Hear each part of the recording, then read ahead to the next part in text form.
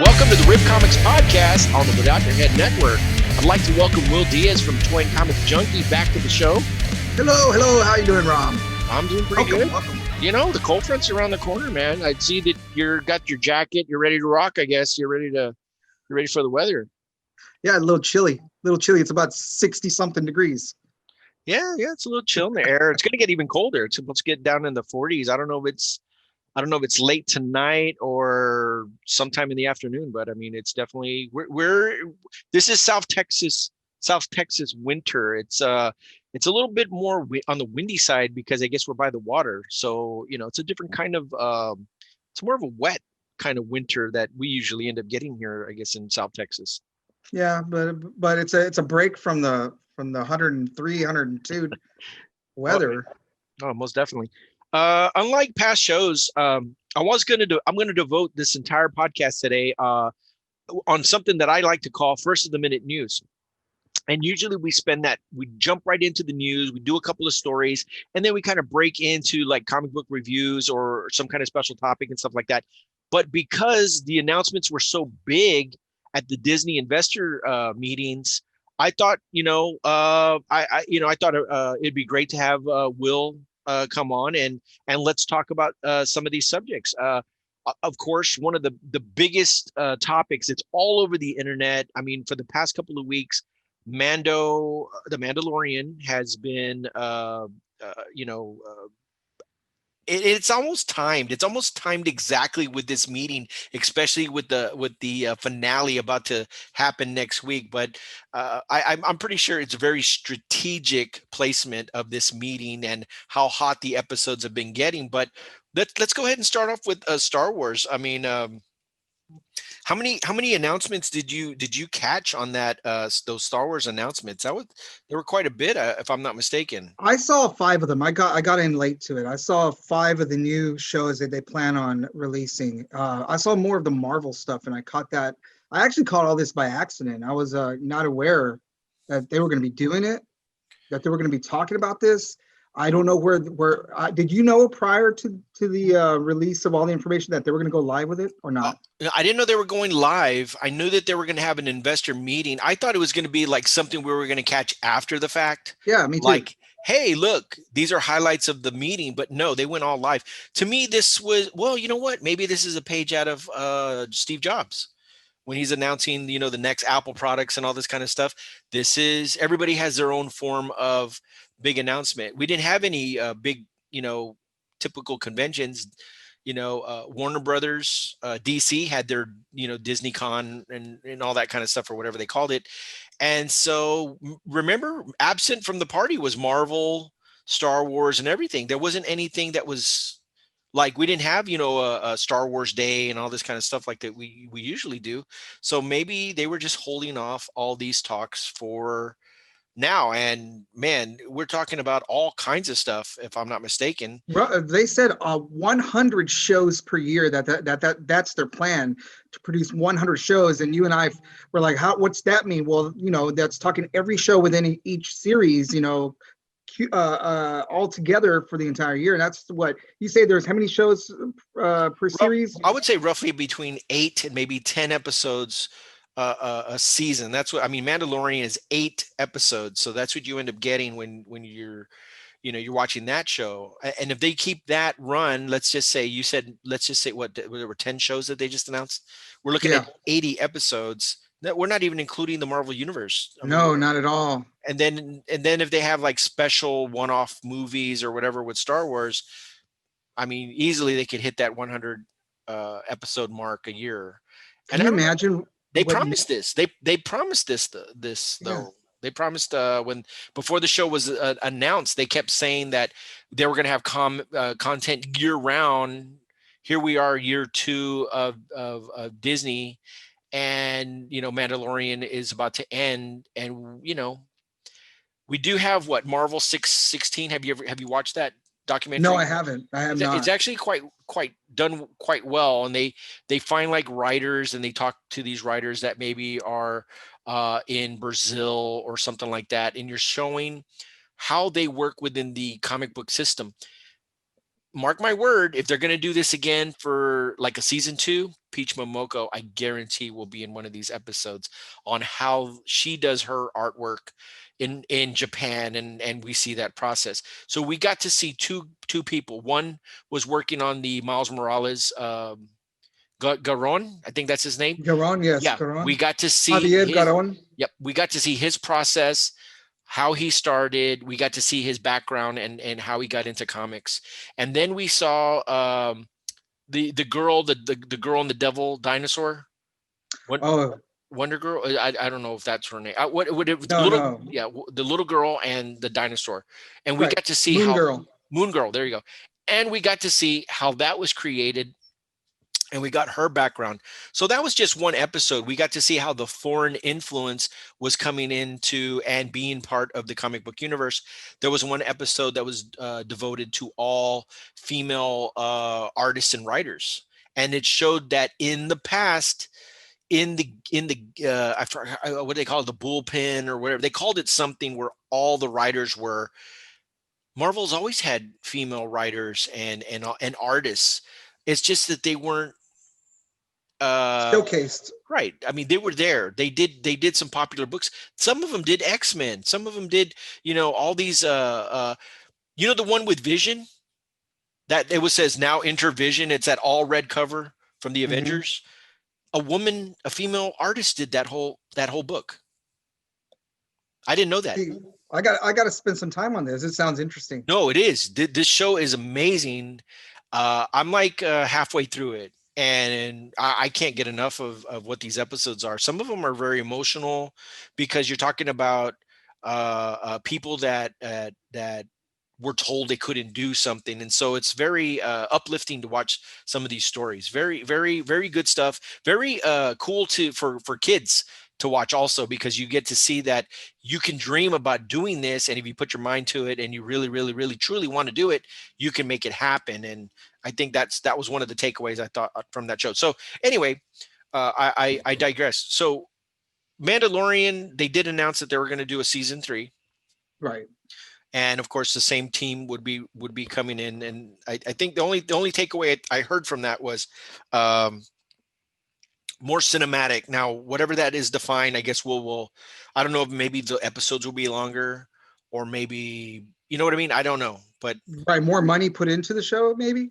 maybe that's it. I mean, obviously the content is there because they're putting characters, every characters that I think from the first episode of this season to where we are right now, they have delivered on everything that they promised on season 2. Season 1 was great, Season 2 is awesome. dude. I mean, we're talking about, okay, some shows just give you this much more, and it's a successful season.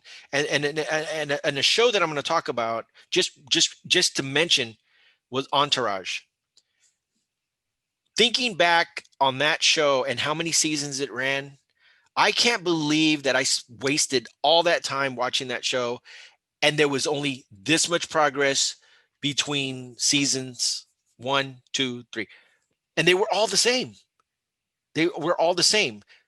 This from season 1 to season 2 is like a leap. I mean, we're seeing characters that I never thought we would ever see. We're seeing people brought back from the past, and I think that, and if and you know what, and the mystery and intrigue is still there, because there are still questions of, who Grogu is. And well, now we got a name. And Mando, now his creed is being challenged. His oath that he took, and his devotion to another being, that he actually sacrificed some of these things that he's held on to. So a lot of changes happen from season 1 to season 2 of The Mandalorian. Who knows what's going to happen? What surprises await in the season finale of Mandalorian? I mean, Right. A lot of speculation on about who will be the next character to bring back is also interesting to ponder upon. And I don't like doing what ifs, but the speculation as to who will go and get Grogu and train him. That's one of the big questions. Who will that be? And a lot of people drop names. Mace Windu is one Mace of them, Windu. Yep, I've heard that one. which would be a heck of a character to bring back, because I just thought when I saw the movie and saw him drop out of that window, when I first saw that, I was like, no, I don't want him to go, you know? So to bring him back would really, I think, would be a big plus. I don't know. What do Yeah. you think? Well, I mean, well, from obviously we can assume that the hand of God plays a lot into the Star Wars lore, because a lot of people, when we saw Boba Fett fly into the Scarlet Pit and burp, that was about, I think, the last we ever saw of Boba Fett. And then the comic books, and then all these things that we, were being shown that he can survive the Scarlet Pit wasn't really revealed until, I guess, the animated series. Was it Rebels? I guess that Boba Fett appears, and so we ended up realizing that he did survive. I'm assuming that's where it was. Mhm. I'm not well versed on Clone Wars or Rebels, but I believe he does appear, and it's just like Darth Maul. Darth Maul was cut in half, but then if you watch Han Solo or Solo movie, he's there. He's in the end, but also in the animated series, he's got half mechanical body. So it is not out of the realm of possibility. I mean, okay, another guy that we thought was dead is Emperor Palpatine, and he appears at Yeah, big the thing. time. But you know what? Yeah, Does that mean that Snoke's could be alive? Does of that course. mean Anything is possible. right, Anything's right. possible. You know, So it is in the realm of possibility that if the fans demand it, they're going to bring him back to life. I mean, top three. Let's just break it down really quick, since we got so much other topics. Just to round off, Mando, top three Jedi's you believe could possibly. I don't think we're going to see a full appearance. There's no way. It's just the episode is at a. There's too much stuff to be able to put into one episode. I think you might get a reveal or something like that at the end. I don't think we're going to see, like, right off the beginning. Hey, I'm looking for Grogu. But what top three? Kanan or Okay, Kanan, okay. right? We're pulling Kanan. we're pulling somebody that is from that has not appeared in a physical form yet. Real form. Okay, that's one. And then you said Mhm. Mace Windu. Do you believe Mace Windu would be one, or is that just theories you're throwing out? Yes, yes, I think he would be one. Now, do you think the And dream person, do you think Luke would actually show up in something like this, or is that just too grand of a request to no, it's not deliver? too grand. No, it's not too grand of a request. I don't think I don't think there's anything that Disney and the creators of these shows will be like, nah, we ain't gonna do that. I think, yeah, let's do it. Let's figure out how to do it, but it's not off the table. I think they'll bring back whatever the fans demand. Because we got people making movies who I think grew up watching these movies and had visions of how they would want to do it, and are going to create the fan movie. So Yeah, no, I think you got good showrunners on this. I think you yeah, have Favreau that is a great fit into this, and then we also have was it Dave Fillion, Fellini, or whatever, I don't know how to pronounce his yes, name. Okay, you he was got him. yeah, He has single-handedly, with the animated shows, uh, keep the blood, the true vibe of what is Star Wars alive in this stuff. Now, my goal is this. This is what I think their job to do, and I'm saying Favreau. Everybody says, "Hey, let Favreau redo Star Wars." He doesn't need to redo Star Wars. What he's going to do, and what needs to be done, is to properly connect it to these last three disjointed films that people can't connect to. You know why right, they can't connect to them? Because the middle stuff has not been created. right. And I think that's what they're doing right Yeah, here. I don't think he. Yeah, and this is all speculation and an assumption, but why would he want to step on the toes of the guy who created this whole world, this whole universe of characters? Let those Star Wars movies be, and not go and try to remake it and quote unquote disrespect them by Right. trying to make it better. You're right. Fill in the gaps, fill in the lore, and give fans what they want. You know, Yeah, uh, and I think these guys are capable of doing that, and I think in their hands, they're going to be able to connect to Force Awakens. They're going to connect to the past. They're going to connect it back to Last Jedi and vice versa. The fact that they're using the Seeing Stones and all that kind of stuff, that's already something that we kind of saw Luke Skywalker do in these new movies. But you know what? We have no, all the stuff that they were doing was like, wait a minute, what the hell are they doing? We don't know what this crap is that they're doing because we haven't seen it in the past 30 years or so, or 40 years, or dude, it's been probably even longer than that. But the thing is that these guys are going to be able to connect the dots, stay true to the lifeblood of what Star Wars is and what makes it so exciting. And so far, the fact that they brought uh Boba Fett, like my brother always commented that Boba Fett, was lame. But we all loved Boba Fett, maybe because of the imagery, the spaceship, and all that. But it wasn't until we saw Mandalorian, we saw Boba Fett at what he was truly capable of doing that we never saw. We just saw him Right. kind of hanging around, just kind of looking cool. That's all we saw. We never saw him do shit. I think it's very I mean, interesting. he was a badass, right? Yeah. He had all these cool attachments. He could fly. He had this cool armor. I mean, yeah, that was the toy figure you wanted. Alongside the others. It was, let's just look at Return of the Jedi. We got a very hint the minute we saw him take off of the barge to go after Luke, and then he shoots the rope and he wraps it around. Mhm. We're like, oh my gosh, Boba Fett's badass.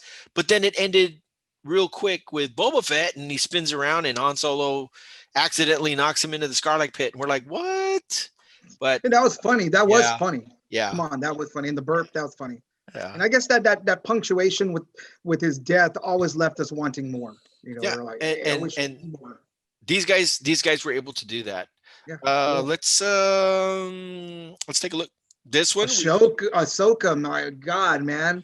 When I saw her come out in the Mandalorian, I was just like blown away. I was in awe, dude. I was like, it's like I'm watching the cartoon comic book come to life. I oh was just yeah. blown away. It was, No, it was like I was watching panel by panel. I enjoyed it. Some people I talked to did not like it. really. I did. I Yeah, they did. no, I thought it was done very well. She became quickly on the top. If you were to put like a top list of Jedi or Jedi like appearances on screen or film or TV or whatever, that moment that she was in the field and doing all her stuff quickly became at least top three as far as realized Jedi. Now we haven't seen what's going to happen in Obi-Wan. Obi-Wan's movie or whatever show he's going to do might blow our socks away and go, holy shit, I never thought the Jedis could do whatever they could do. And then who knows, when Anakin gets involved in all this, they might just take it to a whole other level. Anakin could very well show up in her show, and like maybe they do flashback episodes when she was being trained by Anakin. I I mean, know that relationship needs to be it has to. developed and not developed, but it needs to be explored. It, And it that's it's why hard. I It's went back. heartbreaking. Yeah, it's heartbreaking. See, I don't know that yet because I didn't watch the Clone Wars, and I've watched like maybe 5 episodes in. I got a crap load to go, but and that's what and I was telling my daughter, she's 10. I was like, okay, so she never watched Star Wars before, right? Really paid attention to it. She's seen the big movies, I've taken her to theater, watch, all the latest Star Wars movies. But to explain to her, okay, Anakin, okay, that guy right there will become Darth Vader. Okay, that right there is Ahsoka, and that's his Padawan. And then explaining to her what happens, and that's Obi-Wan. I mean, her, even though she didn't stick to watch the whole first hour of it, she was kind of like in awe, like, wow, I didn't know that. It's a big deal, and that's why when I saw her come out in Mandalorian, I was like, wow, this is amazing. I cannot wait to see how this develops, you know. Oh So yeah, no, it's gonna be huge. It's gonna be huge. I think that the fact that it's gonna be a limited series, so obviously I'm assuming I don't think they're going back in the past. I'm assuming we're going to or maybe, flashback is always a possibility. But for some reason, I think the fact that we've seen her and it is Rosario Dawson, I'm assuming we're going to see where she ends up going, or maybe her demise, and why we don't see her in the new films, possibly. Do you know what I mean? Because Right. you know what I mean. It's kind of, I don't know. It's kind of iffy. I mean, I would love for them to surprise me. And so far, I love her appearance. It does not seem like anybody would be capable of beating her unless there's some kind of surprise showdown and we see her face to face with a Kylo Ren. Yeah, an early Kylo Ren taking her out because she could be a threat. I don't know. I don't It's know. it's kind of up in the air. I really don't know. But I am definitely excited about this show. I mean, the minute I saw her on the Mandalorian, I thought, man, they have to have something like that. And then with the announcement, it was a pleasant surprise. Definitely. Right. So this Ahsoka will take place in the current where we are with Mando in that current time frame, I'm assuming because right now we're 8 years return. after the Death Star blew up. Okay, after return, 8 years Yeah, after. after Return, 8 years after Return of the Jedi, And then which is eight. how Yeah, go many ahead. years how many years before Force Awakens? Because Well, Kylo was what? Kylo's supposed to be what, in his 20s? yes, early. Yeah, he's young. He would say in his early 20s. So right now we're 8 years afterwards. So I mean, we can look and figure Yeah, that I mean, out. yeah, there should be some kind of time continuum calendar or something like that. But I'm gonna zoom in quickly on some of this some of these Star Wars ones, because I want to definitely get into the MCU. So right here, Rangers of the New Republic. Do you know anything about this particular Not program? at all. I know nothing about that. Yeah, I don't know. It's just obviously these guys have thought up all kinds of. Actually, you know what? I could probably find it here. Let me see if I can just find something on it. Rangers of the New Republic. Set within the timeline of The Mandalorian, Rangers of the New Republic is a live action series that will intersect with future stories and culminate into a climactic story event. So they're making a TV Star Wars universe pretty much. Yeah, awesome, right? So there you go. That's where maybe let's zoom it up. What does a shook say? Maybe it's the da da da da da da. Nope, still same information that we saw before. So they're making their own kind of their universe, I guess, on TV, the TV universe. This is, I believe, what, an animated? Because I'm not sure about that one. These are it's, a lot of these I'm not familiar with, yeah, honestly. it's a Which mystery thriller set during the final days of the High Republic era. So we're dealing with some timelines that we haven't even really dipped into. So they're you really know, challenging. it's interesting, Rob. I want to say like maybe 5, 6 years ago, we you and I talked about developing stories that were not that were off on a tangent Hmm.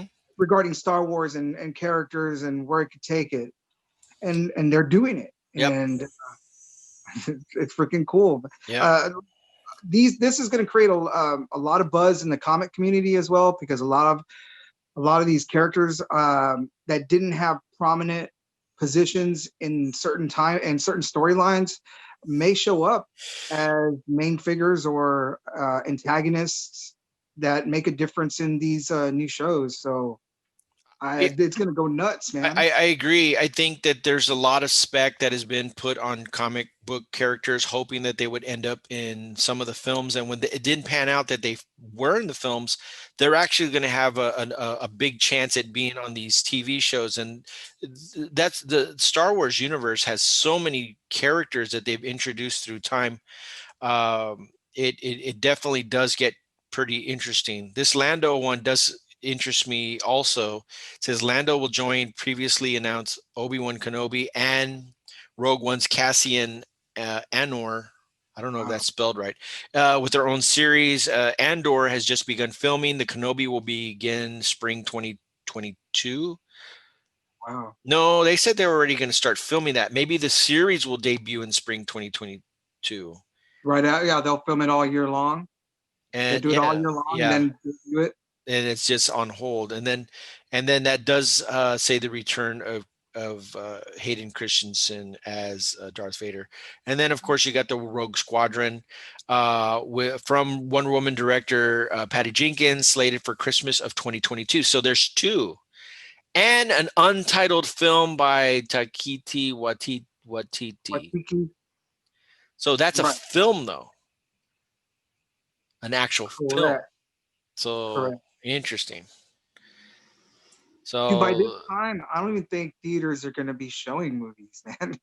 wow, It's that all yeah, going to at be, that at this rate, yeah, you kind of yeah. wonder about that. That's what Star Wars has now. I don't want to go too much into this because Favreau, I'm going to use him as a bridge over to MCU. He what he did for the MCU, he slowly, oh, I don't even know if it's slowly. I mean, he took the reins and he took over Star Wars, and has become a force in what it is. What he was able to do with Iron Man and what, the Avengers and stuff like that, or no, Avengers, the Infinity, whole, whatever, yeah. whatever he does, he's been Whatever. able to. He has the golden touch. Um, I mean, freaking A. I mean, he did Elf, and that's a Christmas classic. Why is it that he's so important in this Star Wars universe? What do you think it is? That is it just that he grew up loving this stuff and that he has a passion for this, or is it just he's just a good storyteller? I mean, is it more than that, or is it just I think it's more than got to that. believe it? You got to I you think got it's to. more than that. No, I think people love him. I think he has, when you see him, I think it's more of his personality and how he attracts people, and to be able to pull off these huge expensive movies. You have to make sure that you got the manpower, you got the people behind the scenes, you got the people in front of the camera, and it takes a lot of leadership, takes a lot of charisma and motivation from someone to push people to a vision that they all have mutual interest in. So I think there's a lot of little pieces of the machine that he has inside him that makes it work. Because to be as successful as him, he has those ingredients. So I think he's just a really good leader, and people like him, and people want to work, and they all share in his vision, and that's the only way that this could be so successful. So I see him as the president of Disney. It's very soon. Wow. I mean, yeah. I mean, he's the one that's making these investments possible. I mean, if I believe whatever he wants, he's going to get. I mean, you know what I'm saying? If there's a price to this of what he's able to do, I mean, I think that he's fully shown what he can do with just not just that property, but he can go to another property and make that just as successful. Or if he's given the right.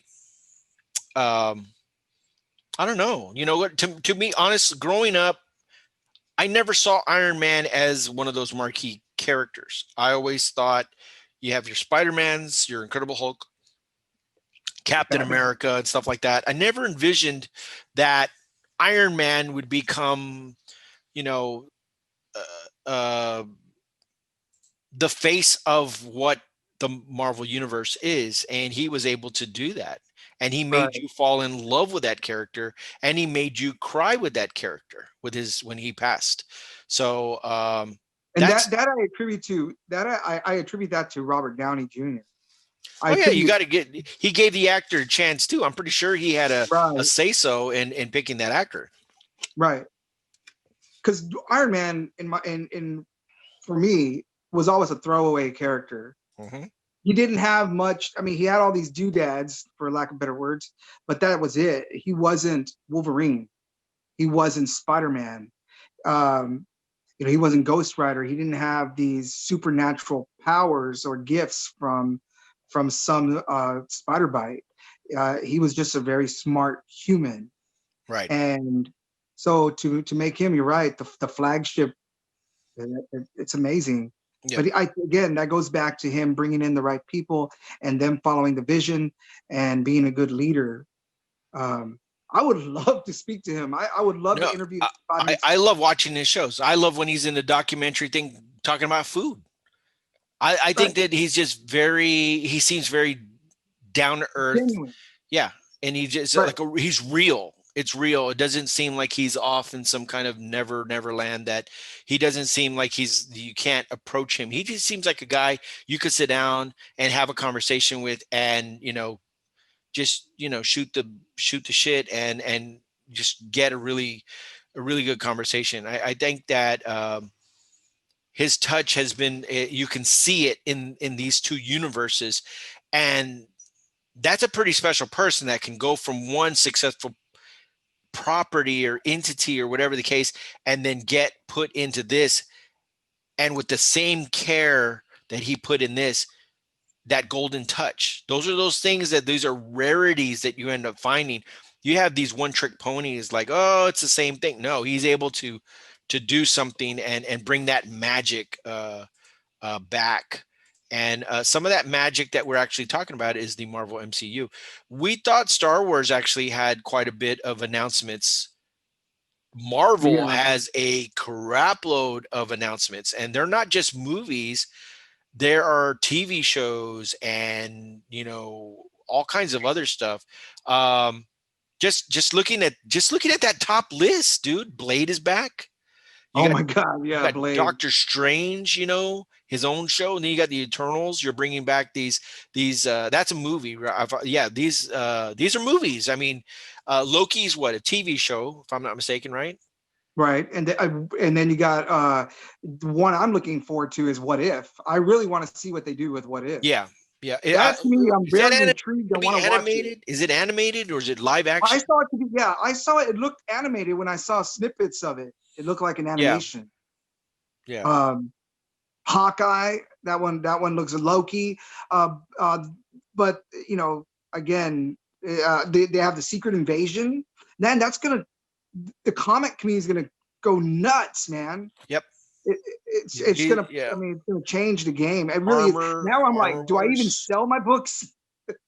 I know. Like this Armor Wars, is that like some kind of Iron Man That thing? what that is like that's when Tony Stark's uh technology gets stolen and used against Oh, against okay. that's what that is about. And I believe on Armor Wars, Rhodey is the one that's going to be headlining that one, Okay. which is Don Cheadle.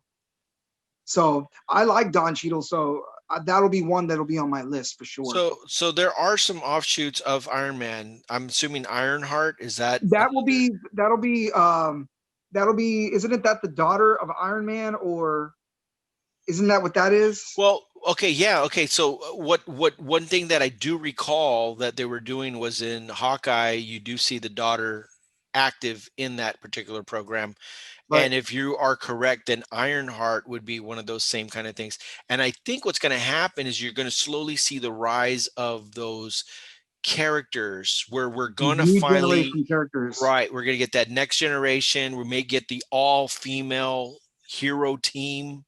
I mean, Right. you still got the Black Panther, other characters that are involved in there. You have, other entities. I mean, look, the fact that you have the Fantastic Four coming into mix, and then we haven't even talked about the X-Men. When does the X-Men Yeah. come into this?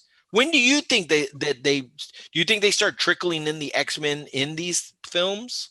I would definitely do that. I would definitely bring us, like I would introduce characters into these films little by little. I mean, I think that's What If right there. That's what If is about. I Right. think the What If that people are looking for is, what if the Hulk and the Wolverine fought, or what if the Wolverine killed a Hulk, stuff like that. What if Captain America didn't get frozen in time, stuff like that. I mean, that those are the type of possibilities that bringing in new characters, developing new lines. That, I mean, that's their little portal. Now, I want to say that what I'm seeing here, there's a common thread between Marvel and Star Wars that I'm noticing, that I've speculated on a long time, is new generation characters for my kids, uh, for not only the family, the older generation to love, but the new generation to fall in love with and keep following. So in Star Wars, we're introducing, we got Ahsoka. We're also introducing a Grogu. So we got them. They grow up to be mainline characters that appeal to the younger generation, because and the older generation. And then on the Marvel side, we have we have the new Hawkeye, we have the new Iron Man or Ironheart. And then we also have the new Miss Marvel, with younger characters. We have a new Hulk, Right. stuff like that. So I think the common thing is Disney is looking ahead. They're doing they're thinking long way down the tunnel and saying, how do we keep our people watching, and what do we offer them? So they're planning. They're creating new characters for a new generation, so that way Disney lives on. It's smart. And Right. You got to so evolve. You got to evolve. You got to bring in the next generation to keep the youth who think that these older characters are, oh, those are the ones my dad used to watch. right, right. We got to get to the next. I mean, that's what to me honestly made Spider-Verse so successful. And It reignited. Don't get me wrong. I love Spider-Man, traditional Spider-Man, what in the sense of what we've seen established. But when you can show something exciting and also bring in the concept of the multiverse, that to me just blew the whole lid off the whole thing. It was already amazing artwork that was presented in that animation, and then to take it to that level with the content, then you have something that ends up becoming very, very successful and exciting to watch. right, a good segue, because the speculation or the rumors or it's like a little bit past the rumor, that maybe we'll see Tobey Maguire, we'll see Andrew Garfield, and Tom Holland all together in the new Spider-Man 3, which sounds like a plausibility, because they're also bringing back Electro. It sounds like they're bringing the Sinister Six. It sounds like they're bringing the Sinister Six back, because we already seen Hydro Man, right? We already seen that. Right. We already seen the Sandman. We've already seen Electro. We already seen Rhino. It's possible that what we're doing is bringing back, we're bringing in the Sinister Six, and we need all three Spider-Men to tackle all these characters. Doctor Strange is involved, so maybe he opens up a portal to these alternate dimensions and brings Spider-Man from Raimi's world, and Garfield from this world, and says, okay, now fight, and we're all in this together, which is really exciting if that's the case, and would be really much more exciting if they let the original directors of those other films direct the character and the editing for those scenes, like they did in Multiverse, the animation. Right. That'd be really interesting if they could follow suit like that. So it's kind of like they're paralleling the whole Miles Morales animation in a sense. Hey, it's successful. Follow the formula, man. I would love to see it. It's on the screen. That would be really cool. I totally agree. Even if it's in concept where, even if it's just scenes, I'll just put it at this. Maybe he doesn't interact in all of them, or maybe somebody breaks through the seam and manages to break into his universe. But you need to understand, I guess, the concept of time and how the lines, and maybe that's what Doctor Strange is trying to explain to him, how that works, and gives him glimpses of these multi universes. But like in Back to the Future, when Biff says, hey, I remember that car, and decides to go back to his old self, somebody catches that and go, two Parkers? What is that? Two Spider-Mans? And then you got Doc Ock, or you have somebody, or even what's his name? Electro. Because you got to have somebody that's really smart that's going to figure something out. and they figure out something, or they accidentally get into that somehow, into the past, and then you start having a mix up. I don't know. Or Dude, there's so many possibilities right. But with it is this film. exciting. It is exciting to just have this on the table. You wonder how they'll pull it off. And if they could pull it off, you are, I mean, sky's the limit. I mean, the fact that we have Spider-Man jumping around in the Avengers universe, the Infinity Wars and all this kind of stuff, people want to see Venom and Carnage and Spider-Man, and they want to Mm. see these major things. The problem is that you've already set up Venom as the anti-hero. You don't have that unless, now get this, Eddie Brock on the East Coast and West Coast, because he's on the Venom that we're seeing. We haven't been told if it's 616. What if the Eddie Brock that we're seeing this whole time is from a different existence? And that's the explanation of how Eddie Brock, that we typically know, that becomes the most hated person. What if Topher Grace pops in and that Venom pops into the system? Wow. You know what I mean? I don't know. I mean, the fact that you're bringing all these other guys, Why not? why not? Exactly. And then maybe Because he you was that with Spider-Man 3, right? what if you have two Venoms in the thing? What if you have Venom over there and you got Topher Grace Venom and you have Tom Hardy Venom? I don't know. Why I not? mean, you can, but I mean, that's a lot. That's a lot of ingredients. It already sounds like a lot of ingredients. How that's why I'm saying they gotta pull this off. Like they must have this master plan of how they're gonna delicately. That's why I was thinking, if you got Strange and he's like, well, Parker, what do you see?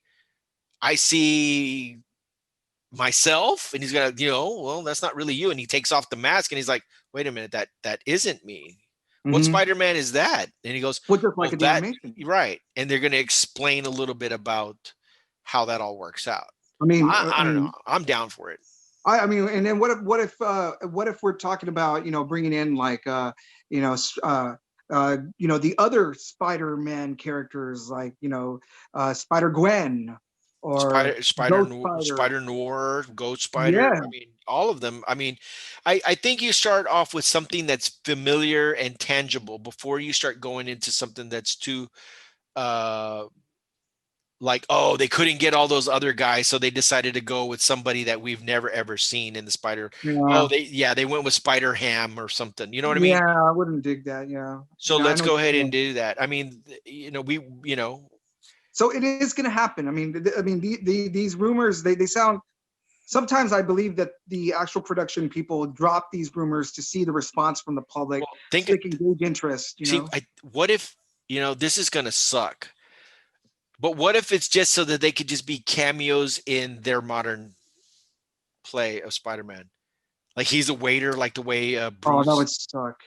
Yeah, I know. That's what I'm saying. And I'm like thinking, You want to kill your movie, you do that. You want to kill the yeah, movie, you do that. yeah. Do just that. Or, well, think about this. In this universe, they are mild-mannered doctor, or he's a photographer or reporter. But then when he shows them, did you see that person we just met? Yeah, that waiter.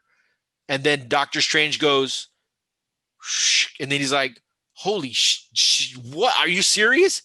He's actually Spider-Man. He's you in that universe. Right. So he shows them how it's all different. Well, what am I, Doc? What am I over there? If I'm not Spider-Man, who am I? Actually, you are, dude, what if he's some kind of villain in a different universe? Maybe what if he isn't Spider-Man at all? But he's actually scientists. Maybe he's the one that finds his alternate self finds the Spider-Verse. He went more super science. I don't know. I mean, and then over here in the back of my mind, like I'm making a movie in my head. I'm thinking, what if Doctor Strange is taking Tom Holland's Spider-Man through these dimensions, through these alternate universes to find Captain America before he got old, to bring him back. stuff like that. He That's in the doesn't back of my mind. he doesn't do things just to do things. Right. There has to be He's a already reason. been established that he chose a very specific thing not to stop something because he knew how they all played out. And if he tinkered with it, just like in Back to the Future, you will mess up the whole time continuum. Right. So for some reason, he has to show him something on purpose. But what is it? But what is it? Yes, exactly. Right. He has, I don't know. Maybe it's, I don't know. It's going to be fun. I tell you that. Whoever's not up for the next Spider-Man movie, I've enjoyed the last two. I thought they were cool. I liked them all. I mean, I've liked them all. I like the animation, the multiverse the most, honestly. And the Sam Raimi ones are good. Well, think about what they did in the cliffhanger. They basically exposed Spider-Man to the world. They show who he is. I know. And then he killed the other guy. So he's a wanted man. So yeah, I did see a snippet from when Spider-Man was doing it was like there was a bus on set, and it says, "Where's Spider-Man?" Well, and that same "Where's Spider-Man" is on the cover of one of my comics from Amazing Spider-Man, and I'm like, and I gotta find it. Maybe we can look for it later, but it's on the cover. It says, "Where is Spider-Man?" And it's a black and yellow cover, Amazing Spider-Man, and those same words are on the side of a bus that was taken on set.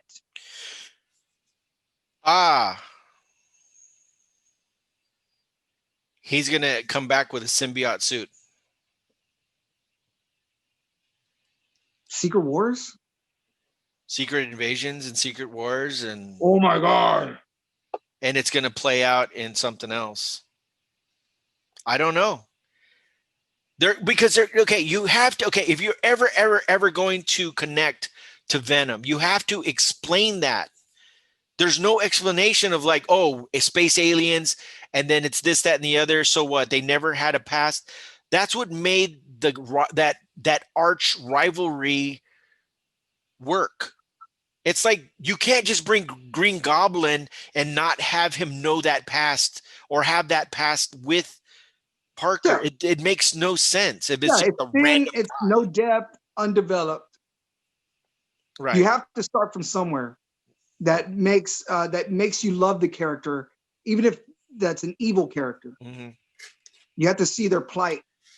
And we haven't even talked about Morbius.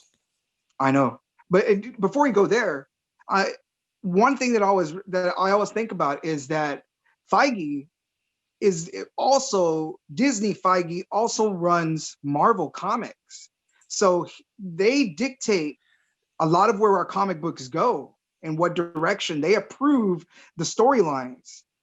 As you can see with Spider-Man where it is now and Venom where it is now, they're putting a lot of attention on them. A lot of A-list writers, a lot of big-time artists.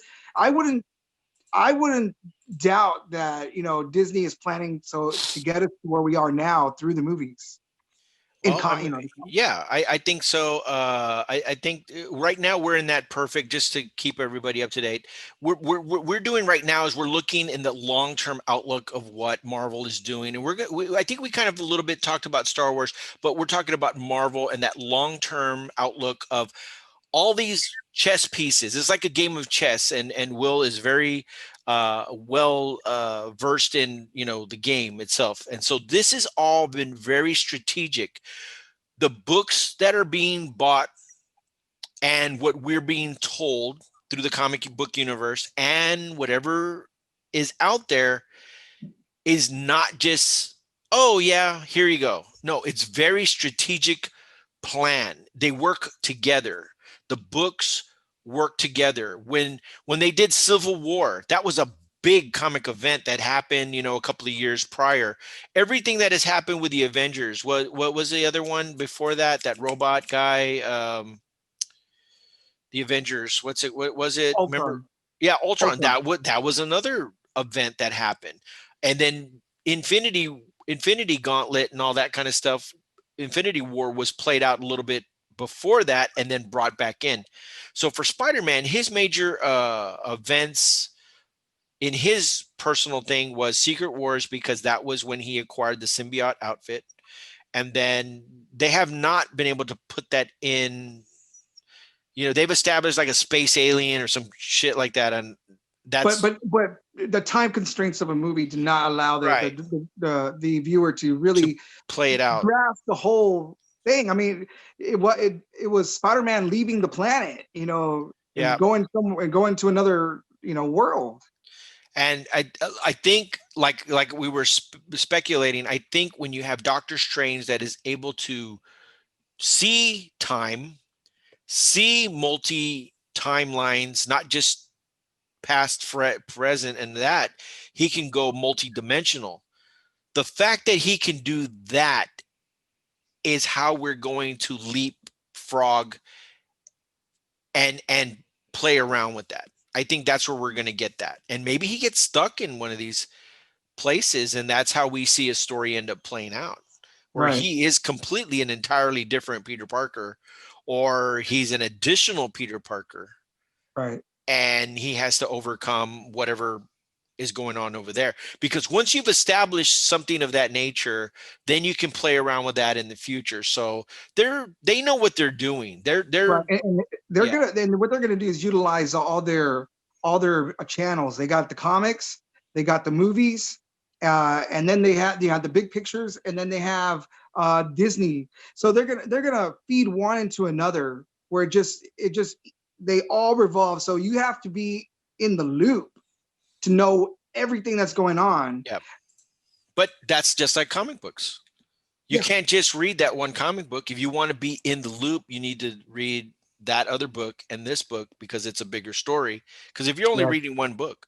So that's why when we give you a movie, they want you to watch The Black Widow, because there was something in that movie that pertains to there.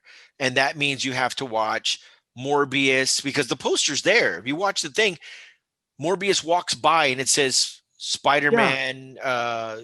They said suspect or whatever it is. And I'm wondering if they're playing into what happened with Mysterio. You know what I'm saying? That they're referring specifically to that. And we also see the Vultures, hey, what's up, Doc? So he's in that universe. And then if you hear, did you watch the thing with Jared Leto? No. He does a narration, or like an introduction to the new trailer. And to some extent, he says this darker corner of the universe. So we're looking into this dark area of Marvel.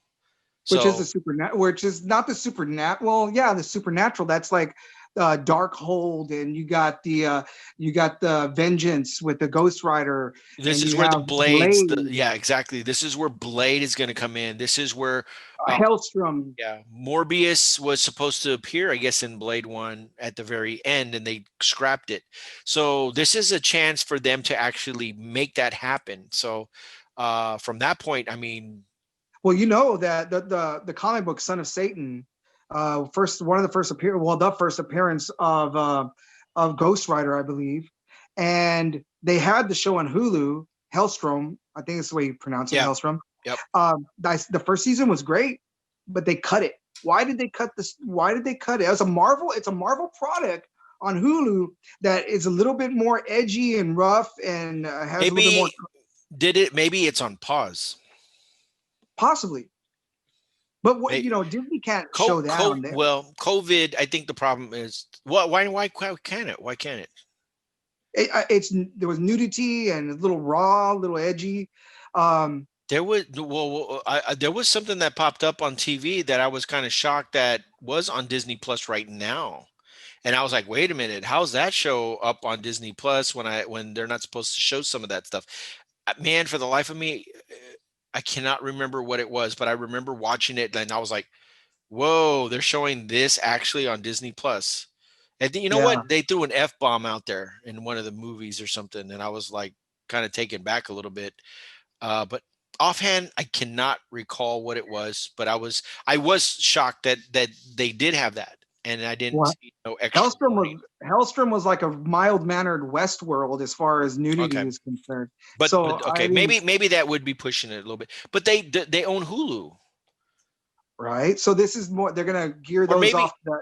or COVID messed up the timeline, and it's not going to coincide with, you know what I mean? It's going to be too far Yeah. ahead of when something else is going to play out, because everything's all the timelines are thrown off. We don't have Black Widow, which was supposed to come out this past year.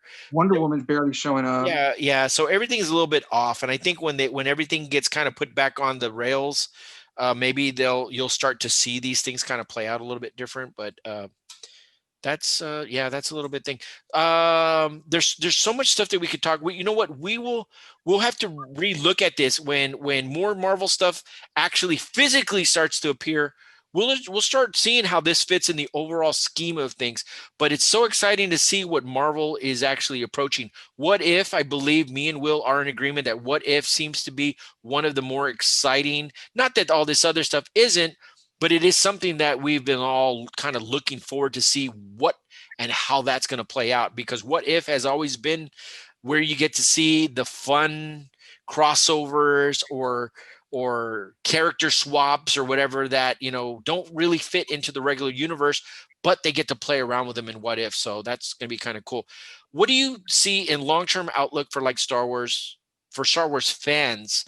I think that we have just as much material out there that is getting ready to launch.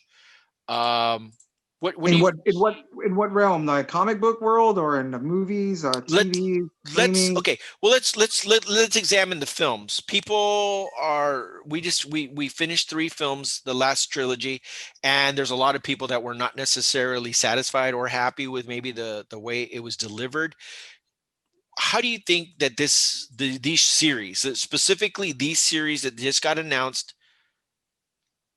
do you think they're going to try to address some of these problems, or they're just going to just make people forget about them and let's just go with some of this content, or what?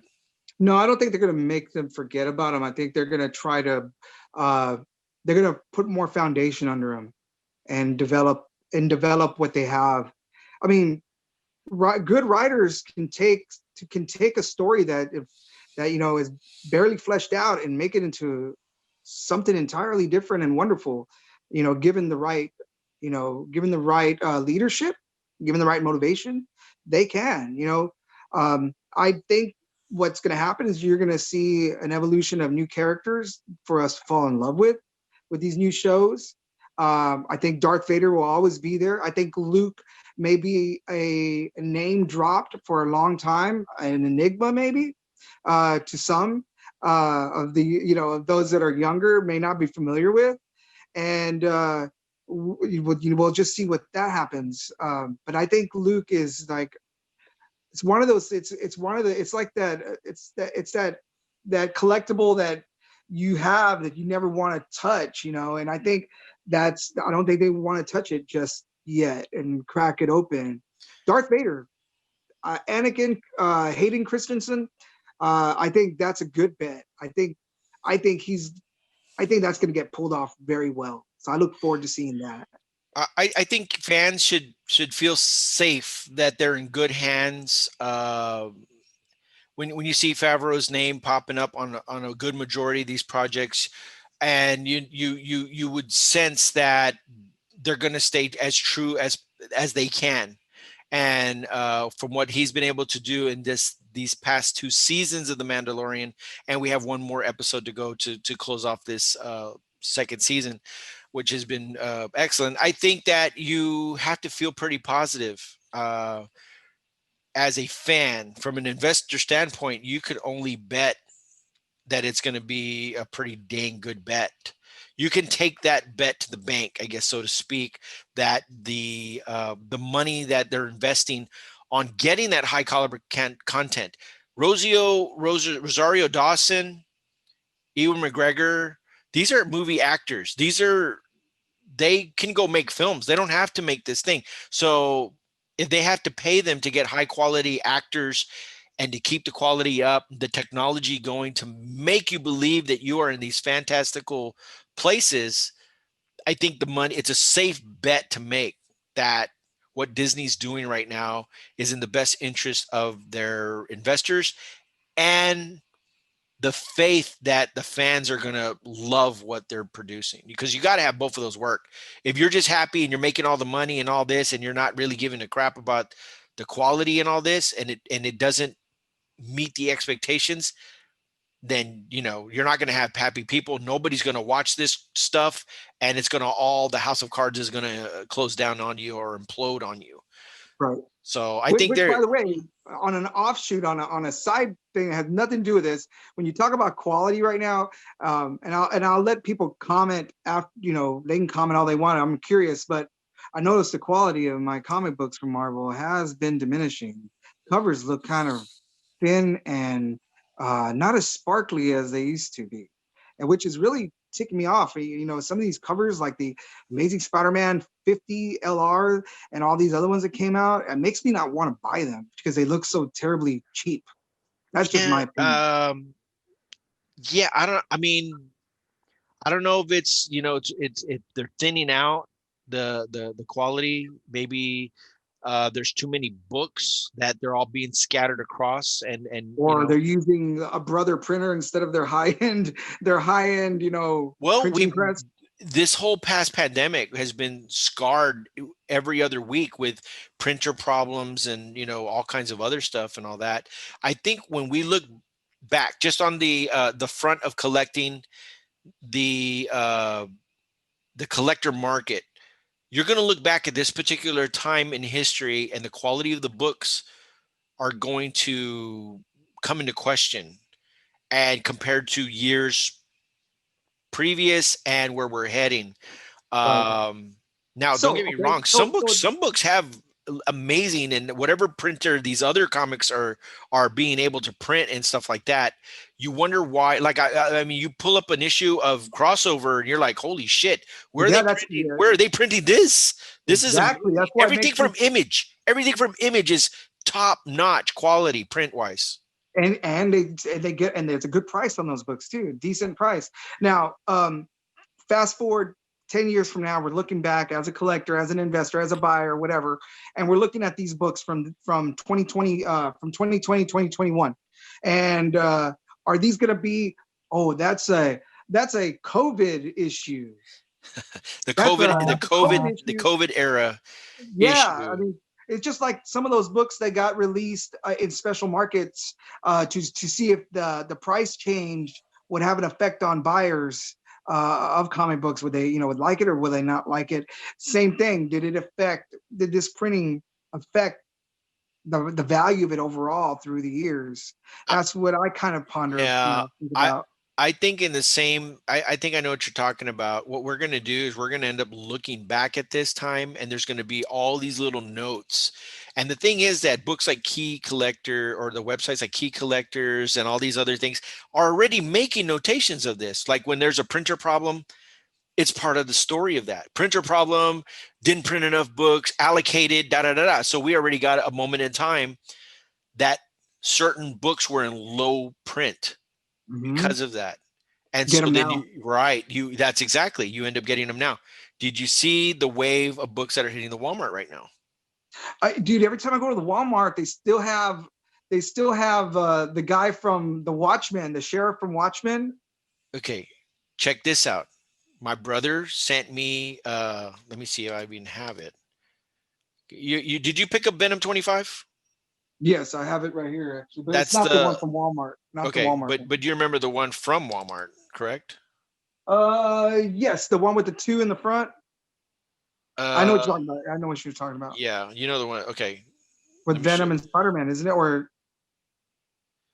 let's see. I don't know if it's gonna pop up on this. Oh, it's all uh, it's the uh, infamous background. Anyway, so what it was is he's like this, and they got like some the webs around him and the big moon behind him.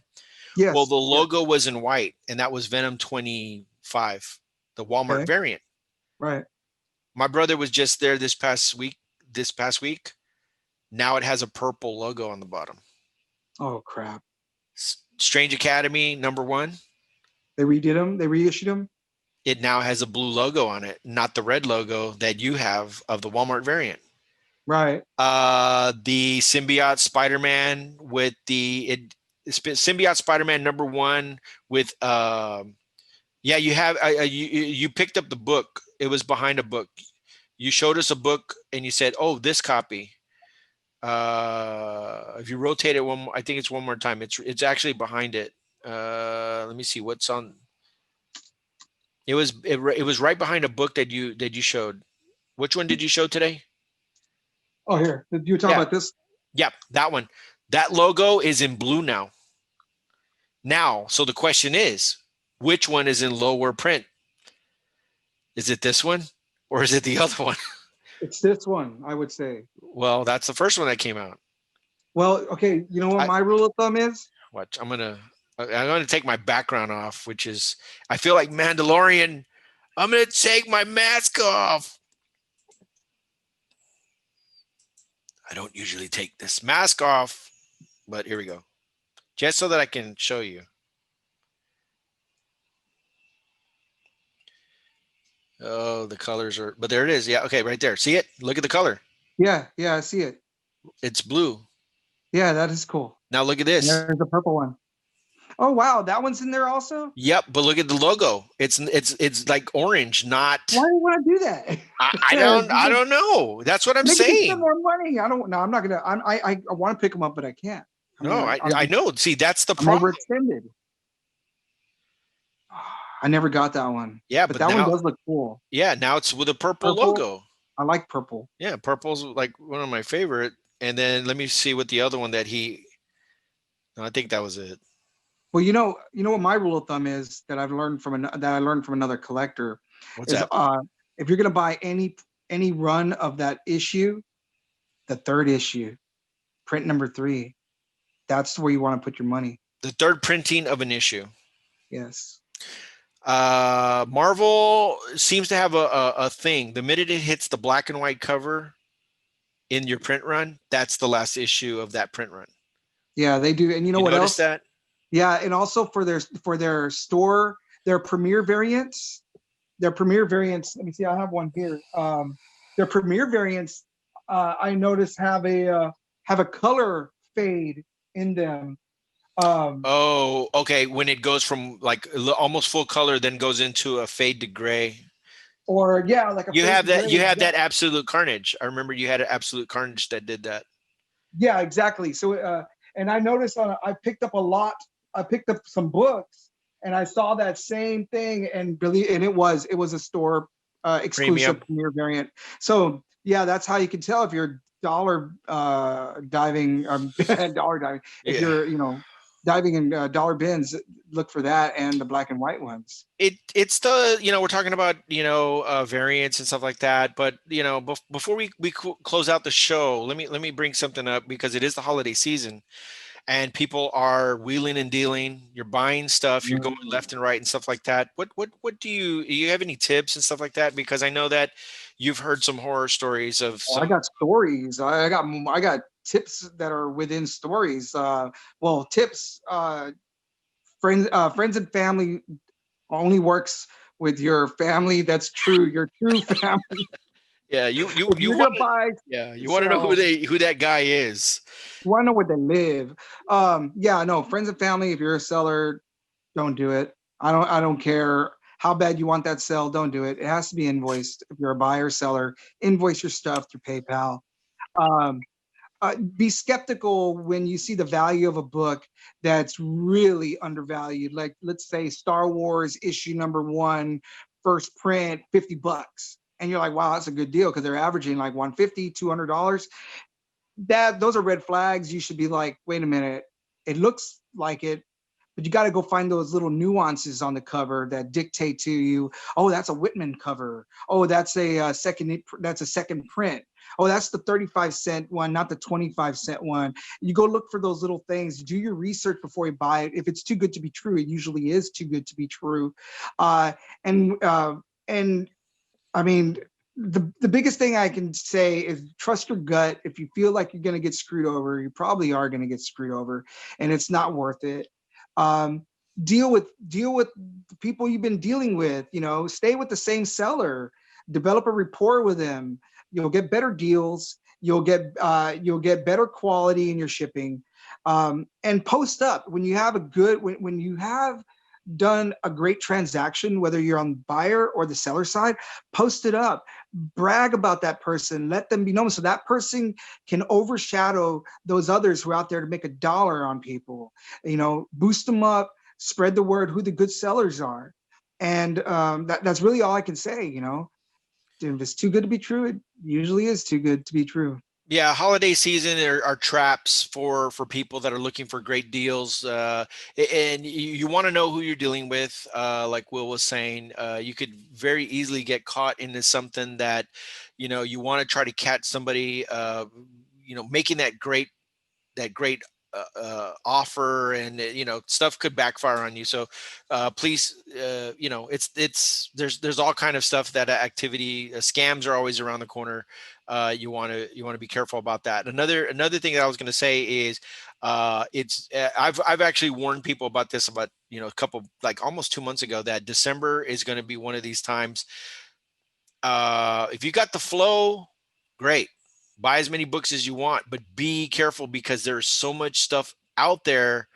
You can get over your head really fast, because you want to get all the King in Black.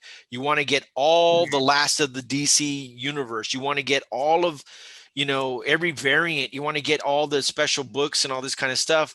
Plan it out. Map out exactly what you want and what your intentions are for that. If it's for your own personal collection, great, and stuff like that. But if it's all for just flip and all that, you want to, make choices, because December and January, from what I saw, this month, we're in the middle of the month. It's like waves and waves and waves of books of all kinds that are hitting right now. So it could be a pretty trying time for anybody out there that's in this collectible collection market. I mean, Right. A local broker here in our city, we were talking, and we both agreed that if you miss out on the big key issue, don't worry, because there'll be another big key issue coming down the block. There's always going to be big keys, or keys that will become big, and that you'll have a chance to get. So if you miss out on issue number whatever, because it's the first appearance of it, there's going to be another first appearance of something else later on. So don't get hung up on the fact that you got to have everything. Um, Sometimes you can, sometimes you can't, and it's easy to get in that rut where you have a $200 bill at the comic book store, and you got to pay it out. And you're ruining your reputation, by the way, if you don't do it. So you got to stick with your word. So yeah, you're right. Yeah. No. Will said something very important there. You don't want to chase the books too often, because what ends up happening, you end up overpaying when you're chasing. The big book that came out was Daredevil 25, and everybody went chasing. And you gotta, you know what? It might end up that second printing might be worth more, because the fact that she is on the cover. And, don't get me wrong, a first print is always great, but look at what happened with Venom #3, third printing. When Noel was on the cover, the price shot up. The other book is following behind it, the first print, but that first appearance actually being on the cover. So I don't know how many copies are going to be ordered of that Daredevil #25 second print, but you know what? Might just want to put one in the bank. The other book you don't want to. I mean, a lot of people went chasing after it. Was The Last Ronin, Teenage Mutant Ninja Turtles. Another one coming out. You know what? They had another one come out, right? Yeah, the second print comes out. Yeah, it came out, and that one might actually be worth more because of the print run. And if you're going by print runs, that one might become more, because there weren't as many printed. The first one had easily 100,000 copies. This one, they said like 30 to 50. Hello, which one had less print? The other one. So you just never know. And then you know what? They might even do a third. That one might even be a lower print one, but you never know. It pick and choose your battles. There's always going to be another key, like Will was saying. But but you know what I mean. If you're lucky, you're lucky. Sometimes you can't win them all, but yeah, be real careful when you're chasing keys or hot books that are becoming hot, because sometimes it just takes a couple of weeks and then you start realizing, like, wait a minute, why did it drop down to $5 and I paid $30 for something? That's And happened to me. It's happened to me. you know, and I think it's kind of happened to a little bit of everybody. You get too excited, and the next thing you Right. know, you're chasing down something you might have missed. And that's exactly why I call our group the Toy and Comic Junkie, because after a while, if you're chasing, you'll end up like a junkie, with with a habit, this is an expensive hobby, and you can end up overextending yourself and not paying your light bill if you're not careful. Yeah. Just like a junkie. So that's pretty much what some of us collectors are when we Yeah, are it can chasing. get pretty pricey. These aren't like dollar Hot Wheels. These are books that can be $2.99. I mean, we're talking about when they first come out. We're talking about $2.99, $3.99. $4.99. There's Yeah, there's books that come out that are $5.99 because they have these prestige covers, and then you have some that are booking at close to $10 a pop. yeah. The It double, is the double issues. the double sized issues and stuff like that. So, these are just little tips that we're kind of throwing out there because real easy you can get caught up in it.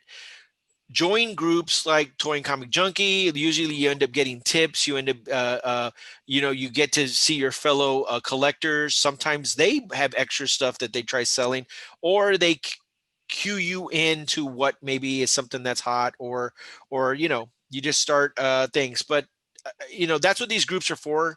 Sometimes we're kind of left out in the floating in the water, and you don't have people to communicate with some of these things. Join some of these groups, watch some of these podcasts, and get a little bit of background on all the comics and stuff like that, and just try to stay Uh-huh. ahead of the game. I mean, and that's what it's all about. Previews is a great example to stay ahead. You get 2 months in advance. You get to see what's coming out. You can pick and choose, work with the FOC, work with your comic book company, your comic book store, make your list, and then you can, so you won't miss something. I mean, but Right. you know, Yeah, that's because the way it is. tomorrow is the close of day. Tomorrow at 5, I believe, is close of is the Yep. final. So whatever's coming out, either what is it? February, 2 weeks? yeah, What is it? February. February. It's closes today. Okay, So you so got to get your order in. You got to figure out what it is and get that in there. right on. But I think we kind of hit a little bit of everything. We gave Yeah. some great tips. We took a look at what the Disney investment meeting was like, and there's still such amazing things. The season finale of Mandalorian comes out next week, and Wow. I can't believe the season's already up. I mean, the year's already almost up, and thank just you. All I can say is, if you've made it this far, please continue to stay safe. I know that there's a lot of holiday still coming up. If you can't, you, I implore you, please find alternate ways to spend time with extended family. Stay with your close family, and if you visit people online, there's still a lot of people getting sick out there, and you want to be extra safe. It's a back-to-back holiday that's about to hit. We got Christmas and we got New Year's. There's too much at stake here. We want to be able to have fun and see you guys and everything when everybody starts, when this thing kind of passes eventually. But just play it safe, and you know what? Stay home and read some comics. I think that would be a good suggestion. I think There you go. I like that one, man. and I think we're at the end of the show here. But I want to Right thank on. Thanks, man. I want to thank Will Diaz from Toy and Comic Junkie for joining us. If you hadn't had an opportunity, go to Facebook, join the Toy and Comic Junkie, and they also have a South Texas edition. Yeah. It's kind of specialized in that region, but the Toy and Comic Junkie has collectors from all across the United States, and they have shows and sales and all kinds of great stuff that whatever you're looking for. Yeah, pop in, drop some information. Let us know what you're interested in, or just say hello. That's all. It's just a group of people with common interests in toys and comics, and we like to hear from you every now and then and see what your interests are, and maybe we can find you that that grail that you've been looking for some time. But I appreciate you letting me on the show, and hope we can do it like next weekend, maybe. I don't know. Yeah. We'll take a look. We'll take a look. I know that I want to just inform our normal the regular podcast listeners out there. Don't forget, if you want to hear about hot comics that are coming out for the week, we have another podcast that just kind of pops up on the Anchor, Spotify, and all that. It's a Comic Book Wednesday podcast, and that way you get the hot picks of what the group likes, and you get all those little books that maybe you missed the first time around, but then you end up getting a chance to maybe possibly picking it up as it's coming out. But it's a good way to keep track of some of the hot toys, comics, books, and whatever is out there. But that's it for Rip Comics Podcast. Until next time, we'll catch you guys later.